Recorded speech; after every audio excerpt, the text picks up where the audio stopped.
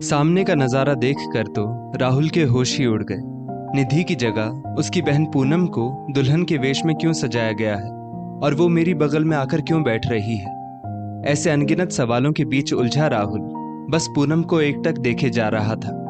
पूनम राहुल के बगल में आकर बैठ गई। पंडित जी बोले, अब मैं विवाह के मंत्र पढ़ना शुरू करता हूं। ओम नमो। राहुल की कुछ समझ में नहीं आ रहा था। मन कर रहा था वो शादी छोड़कर खड़ा हो जाए। पूनम मेरी बगल में बैठी है तो निधि कहाँ है। सामने खड़ी राहुल की मां कीर्ति जी राहुल के मनोभावों को समझ चुकी थी। उन्होंने राहुल को इशारे में बैठे रहने का संदेशा दिया। पंडित जी के मंत्रोच्चार खत्म हो चुके थे। उन्होंने राहुल और पूनम को खड़े होने को कहा और 7 फेरों के समय होने वाले शादी के अनमोल वचन पढ़े। राहुल को ना चाहते हुए भी पूनम की मांग भरनी पड़ी और मंगलसूत्र भी पहनाना पड़ा। वो अपने माता पिता की इज्जत का ख्याल कर कुछ बोला नहीं, मगर रह रहकर उसे निधि की याद सता रही थी। आखिर 1 साल तक सगाई रही थी राहुल और निधि की, जिसमें अनगिनत सपने संजोए थे दोनों ने मिलकर। फिर आज शादी के समय निधि की जगह उसकी बहन को यूं दुल्हन के वेश में देखकर राहुल का दिमाग काम करना बंद कर चुका था। वो शादी में तो उपस्थित था, लेकिन उसका दिलो दिमाग निधि को याद कर रहा था। शादी के ऐसे गर्मजोशी के माहौल में कोई बखेड़ा खड़ा ना हो जाए, बस इस वजह से वो चुप्पी धारे हुए था। शादी का कार्यक्रम जैसे ही खत्म हुआ, गले में से वर्णमाला निकालकर राहुल अपनी मां कीर्ति जी को अंदर कमरे में ले जाकर बोला, मां क्या है ये सब? निधि कहाँ है? मेरी शादी पूनम से क्यों करवाई गई? राहुल अपनी मां कीर्ति जी से गुस्से में पूछता है। मां क्या है ये सब? कीर्ति जी बोली, बेटा तुम तो जानते हो निधि दिखने में कितनी सुंदर थी। सभी घर वालों का कहना है कि कोई लड़का निधि को एक अरसे से परेशान कर रहा था, और जब उसे पता चला कि निधि की शादी होने वाली है तो वो लड़का निधि को जबरदस्ती किडनैप कर अपने साथ भगा कर ले गया। राहुल बोला, माँ निधि मेरे साथ 1 साल से टच में थी। उसने मुझे कभी कोई ऐसी बात नहीं बताई कि कोई लड़का उसके पीछे पड़ा है, और अगर वो मुझे बताती तो मैं जरूर इस बात का कोई हल निकालता। माँ हम यूं हाथ पर हाथ धरे क्यों बैठे हैं? हमें जल्द ही पुलिस में कंप्लेंट करनी चाहिए, चलिए। कीर्ति जी बोली, रुको राहुल, अब तुम्हारी शादी पूनम से हो चुकी है और वो अब तुम्हारी अर्धांगिनी है। निधि के घर वालों का कहना है कि वे घर की इज्जत पर कोई आंच नहीं आने देना चाहते, इसीलिए इस बात को आग की तरह फैलने नहीं देना चाहते। इसीलिए तो तुम्हारी शादी पूनम से करवा दी और सारे मेहमानों से ये कह दिया है कि निधि आगे पढ़ाई करना चाहती थी, वो अभी शादी नहीं करना चाहती थी, इसलिए निधि आगे की पढ़ाई करने के सिलसिले में शहर से बाहर गई हुई है। राहुल बोला, माँ अगर निधि को किडनैप किया गया है तो घरवाले इस तरह शांति से कैसे बैठ सकते हैं? पुलिस कंप्लेंट करने से क्यों डर रहे हैं? यदि उन्हें घर की इज्जत की इतनी ही परवाह है तो अपने घर की इज्जत किसी और के साथ नीलाम होने कैसे दे सकते हैं? कीर्ति जी बोली, राहुल तुम अब बात का पतंगड़ मत बनाओ। मैं तो बस इतना जानती हूँ कि हमें यहाँ से खाली हाथ नहीं जाना पड़ रहा है, वरना सोचो अगर आज हम निधि के बगैर यूं ही खाली हाथ बारात लेकर वापस लौट रहे होते तो समाज में इतनी बड़ी बदनामी के बाद कौन शादी करता तुमसे? पूनम की शादी तुम्हारे साथ करवाने का इतना बड़ा फैसला भी निधि के घर वालों ने ही लिया है, इसीलिए बेहतर होगा कि हम अपने घर की बहू लेकर यहाँ से विदा हो जाए। बाकी अब निधि जानबूझकर भागी है या उसे कोई लड़का सचमुच किडनैप कर ले गया है, ये जानने में मुझे कोई दिलचस्पी नहीं। राहुल बोला, माँ आप ये सब भूल सकती हैं, मगर मेरे लिए निधि को भूलना मुश्किल है। शादी में कोई बखेड़ा ना खड़ा हो, इसलिए मैं उस समय मंडप में बैठा रहा, मगर मेरी आत्मा जानती है कि मैं निधि से कितना प्यार करता हूँ और शायद पूनम को कभी वो प्यार ना दे पाऊं। कीर्ति जी बोली, राहुल अभी हमारी भलाई इसी में है कि हम पूनम को लेकर अपने घर के लिए रवाना हो जाएं। मैं भी भरी महफिल में कोई बखेड़ा नहीं खड़ा करना चाहती। कीर्ति जी कमरे से बाहर आकर निधि की मां से बोली, समधन जी बहू की विदाई की तैयारी कीजिए, तब तक मैं भी सब मेहमानों से चलने के लिए कह देती हूँ। निधि की मां मोनिका जी बोली, जी समधन जी सारी तैयारियां हो चुकी हैं, बस मैं पूनम को लेकर आती हूँ। राहुल और पूनम ने सभी बड़ों के पांव छुए और पूनम रोते रोते मायके से विदा हो गई। राहुल पूनम के साथ होकर भी पूनम के साथ नहीं था। उसे निधि की बहुत याद आ रही थी। राहुल और पूनम रास्ते में एक दूसरे से कुछ बात नहीं करते। राहुल निधि की यादों में खो जाता है। करीबन 1 साल पहले राहुल के माँ पापा ने राहुल का रिश्ता निधि से जोड़ा था। राहुल जब निधि को देखने गया था, निधि को देखता ही रह गया था। लंबे सुनहरे बाल, गोरा रंग, पतली कमर और हिरणी सी आंखें। निधि पहली नजर में ही राहुल को भा गई थी। थोड़े दिनों बाद निधि के घर वालों ने भी हाँ में जवाब दे दिया था। जैसे ही निधि के घर से हाँ हुई, राहुल बावरा हो गया था और तुरंत अपनी माँ से कहकर निधि का फोन नंबर मंगवा लिया था राहुल ने। पहली बार खुद फोन राहुल ने ही किया था। सामने से निधि की आवाज सुनकर राहुल अपना होश खो बैठा था। इतनी मीठी आवाज थी निधि की। रूप का खजाना तो था ही निधि के पास, उस पर कोयल सा कंठ भी था। राहुल बोला, हेलो निधि, मैं तुमसे मिलना चाहता हूँ। निधि शायद शर्मा गई थी, इसलिए पहली बार मिलने को हाँ नहीं कहा था, मगर 2-3 बार जिद करने पर वो मिलने को तैयार हो गई। राहुल ने आज निधि को एक कैफे में बुलाया था, जहां मधुर संगीत चल रहा था। राहुल शाम 5 बजे से पहले ही आकर कैफे में बैठ गया था।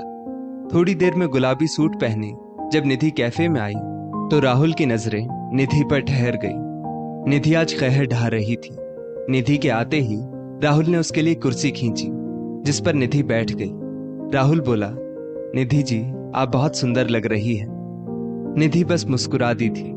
बहुत सारी बातें हुई। राहुल निधि के बारे में सब जानना चाहता था, उसे अपने बारे में सब बताना चाहता था, मगर वक्त जाने क्यों जल्दी जल्दी बीत रहा था। निधि बोली, अब मुझे जाना चाहिए, काफी देर हो गई। राहुल बोला, मैं तुम्हें अपनी कार में छोड़ दूंगा। राहुल निधि को अपनी कार में उसके घर छोड़कर बोला, निधि, तुम बहुत प्यारी हो, मैं तुम्हें कल भी फोन करूंगा। राहुल जी, अगर आप मुझे यूं रोज फोन करते रहे तो मैं अपनी पढ़ाई पर कैसे ध्यान दूंगी। वैसे भी ये लास्ट ईयर है और मुझे टॉप करना है, इसलिए मैं रोज फोन पर बात नहीं कर पाऊंगी, माफ कीजिएगा, निधि ने कहा। राहुल बोला, निधि, पढ़ाई पहले, बाकी सब बाद में, मगर क्या रोज रात को सिर्फ आधा घंटा मेरे लिए निकाल सकती हो। निधि ने भी मुस्कुराकर हाँ कह दिया था। दिन भर के ऑफिस के काम के बाद राहुल रात के उस आधे घंटे का बेसब्री से इंतजार करता, जब वो निधि से बात कर सकता था। राहुल रोज रात ठीक 10 बजे निधि को फोन करता और अपने दिन भर का हाल बताता। निधि बोलती कम और सुनती ज्यादा थी। उसकी बातें तो बस किताबें ही थी। फाइनल ईयर कंप्लीट करने के बाद उसे MBA करनी थी। राहुल निधि से बोला, शादी के बाद तुम जो मर्जी कर सकती हो, मेरी फैमिली स्वतंत्र विचारों वाली है, तुम बिल्कुल टेंशन मत लेना। निधि ने भी हाँ में सिर हिला दिया था। निधि की परीक्षा के चलते दोनों बहुत कम मिल पाते थे, मगर लगभग फोन पर रोज बात हो जाती थी। राहुल के घर वालों ने शादी का मुहूर्त निकलवाने की बात कही तो राहुल बोला, माँ, निधि का फाइनल ईयर हो जाने दो, उसके बाद शादी का मुहूर्त निकलवा लेंगे। निधि के टॉप करने के सपने को राहुल समझता था, इसलिए उसने अपने घर वालों को समझा दिया था। कार के अचानक ब्रेक लगने पर राहुल वर्तमान में लौटा। सर, घर आ गया, ड्राइवर बोला। राहुल और पूनम कार से उतरे। कीर्ति जी बेटे और बहू के स्वागत के लिए हाथों में आरती की थाल लिए तैयार खड़ी थी। राहुल को ये सारे रीति रिवाज बेमन से निभाने पड़ रहे थे। जिस शादी के लिए राहुल ने 1 साल इंतजार किया था, वो शादी आज राहुल को बोझ महसूस हो रही थी। राहुल अपने कमरे में पहुंचकर देखता है, पूनम वहां घूंघट ओढ़े बैठी हुई है। राहुल के आते ही पूनम भी असहज होकर खड़ी हो जाती है और कहती है, जीजू, सब कुछ इतना जल्दबाजी में हुआ कि मैं कुछ समझ ही नहीं पाई। मेरे माँ पापा की इज्जत का सवाल था, इसलिए शादी में निधि की जगह मुझे बैठा दिया गया। पूनम, मुझे सिर्फ ये बताओ, निधि कहाँ है? राहुल ने पूछा। अगर उससे कोई लड़का जबरदस्ती लेकर गया है तो तुम्हारे घर वाले हाथ पर हाथ धरे क्यों बैठे हैं? पूनम बोली, जीजू, निधि एक लड़के से 4 साल से प्यार करती थी। उसकी आपसे सगाई घर वालों ने जबरन करवाई थी। वो आकाश से प्यार करती थी और आखिर शादी वाले दिन उसी के साथ भाग गई। बदनामी के डर से घर वालों ने मुझे इस शादी के लिए राजी किया। राहुल ये सब सुन आश्चर्यचकित रह गया। उसे प्रतीत हो रहा था मानो उसके साथ इतना बड़ा धोखा हुआ हो।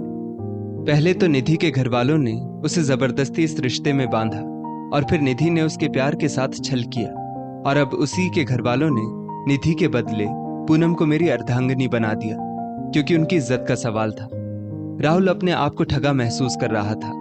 एक गहरी सांस भरकर राहुल बोला, पूनम, तुम तो किसी से प्यार नहीं करती थी ना, वरना अभी भी वक्त है, बता दो। पूनम बोली, जीजू, मैं जिससे प्यार करती थी वो मुझे सालों पहले अकेला छोड़कर चला गया। प्यार पर से विश्वास उठ गया है मेरा, इसलिए अब किसी से वापस प्यार करने के लिए बहुत हिम्मत जुटानी पड़ेगी। राहुल बोला, पूनम, मैं तुम्हारी बहन निधि से बहुत प्यार करता था, मगर आज उसकी असलियत जानकर मुझे प्रतीत हो रहा है कि काश निधि ने मुझे एक बार बताया होता, मैं सामने से सगाई तोड़ देता। मगर यूं शादी वाले दिन भागकर उसने अपने आप को मेरी नजरों से गिरा दिया है। पूनम, शायद मुझे तुम्हें अपनाने में वक्त लगे, मगर मैं पूरी कोशिश करूंगा और मैं तुम्हें भी वक्त देना चाहता हूं, क्योंकि मैं जानता हूं तुमने भी ये शादी दबाव में आकर की है। पूनम बोली, जी, मैं आपके और मेरे इस पवित्र बंधन को दिल से निभाऊंगी। जरूरी तो नहीं हर रिश्ते की शुरुआत प्यार से ही हो, कुछ रिश्तों की शुरुआत समझौते से शुरू होकर प्यार पर भी खत्म होती है। राहुल वहीं पास पड़े सोफे पर सो जाता है और पूनम बेड पर लेट जाती है। दूसरे दिन पूनम सुबह जल्दी उठकर तैयार हो जाती है और रसोई में पहुंच कीर्ति जी की मदद कराने लगती है। कीर्ति जी बोली, बेटा, आज तुम्हें और राहुल को पगफेरे की रस्म के लिए तुम्हारे मायके जाना है, तुम जाओ, राहुल को उठा दो। पूनम राहुल को उठाने आती है तो राहुल नींद के आगोश में पूनम को पास खींचकर सीने से लगा लेता है। पूनम को राहुल का ये पहला स्पर्श बहुत सुखदायी लगता है। उतने में राहुल की आंख खुल जाती है। वो बोलता है, सॉरी पूनम। पूनम अपने मायके चलने की बात राहुल को बताती है। पूनम, मैं नहीं आ पाऊंगा। सच कहूं तो मुझे ऐसा लगता है तुम्हारे मायके वालों ने मेरे साथ बहुत बड़ा धोखा किया है। पहले निधि की जबरदस्ती मुझसे सगाई कर दी और फिर बाद में मेरी तुमसे शादी। पूनम बोली, राहुल, मेरे मायके वाले नहीं जानते थे कि निधि ऐसा कदम उठाएगी। उन्हें लगा था एक बार निधि की सगाई अच्छे लड़के से हो जाए तो निधि अपने प्यार को भूल जाएगी। और रही बात मेरी तुमसे शादी की, तो बकायदा इस शादी की इजाजत तुम्हारी माँ से ली गई थी, मगर उन्होंने मुझे तुम्हें बताने से मना किया था। वे जानती थी तुम मंडप से उठ जाओगे। शायद हम दोनों की किस्मत जुड़नी लिखी थी राहुल, इसलिए मौके पर ऐसा सब हुआ। कीर्ति जी जो राहुल और पूनम की बातें सुन चुकी थी, वे बोली, बेटा, होनी को कौन टाल सकता है। निधि ने तुम्हें धोखा ना दिया होता तो आज वो यहाँ तुम्हारे साथ होती, मगर पूनम ही है जिसने दोनों कुलों की लाज बचाई, वरना समाज में दोनों परिवार किसी को मुंह दिखाने के काबिल नहीं होते। पूनम, मुझे नाज है तुम पर जो मुझे तुम्हारे जैसी बहू मिली। कीर्ति जी ने राहुल को पूनम के मायके जाने के लिए समझाया और बोली, बेटा, हर माता पिता अपनी बेटी की खुशी चाहते हैं और तुम्हारे ससुराल वाले भी निधि की खुशी चाहते थे, मगर निधि शायद अपनी अलग ही दुनिया में थी। राहुल और पूनम पगफेरे की रस्म के लिए चले गए। वहां सभी ने दोनों का खूब अच्छे से स्वागत किया। पूनम के माता पिता ने अपने जवाई राहुल से निधि के किए पर माफी मांगी, मगर राहुल ने उन्हें रोक लिया और बोला, मैं जानता हूं इसमें आप लोगों की कोई गलती नहीं। वहां से लौटते समय राहुल यही सोचता रहा कि सची तो कह रही थी माँ, अगर पूनम शादी के लिए तैयार ना होती तो दोनों परिवारों की इज्जत मिट्टी में मिल जाती। राहुल ने पूनम को बड़े प्यार से देखा, मानो कह रहा हो, थैंक यू पूनम। आज रात राहुल और पूनम की हसीन रात थी, जहां राहुल पूनम को अपनी बाहों में लिए हुए था और पूनम भी अपने आप को राहुल को समर्पित कर चुकी थी। दोस्तों, इस स्टोरी को लेकर आपकी क्या राय है, नीचे कमेंट करके जरूर बताइएगा। और ऐसी ही और भी बेहतरीन वीडियोस के लिए हमारा पेज जरूर फॉलो करें। धन्यवाद।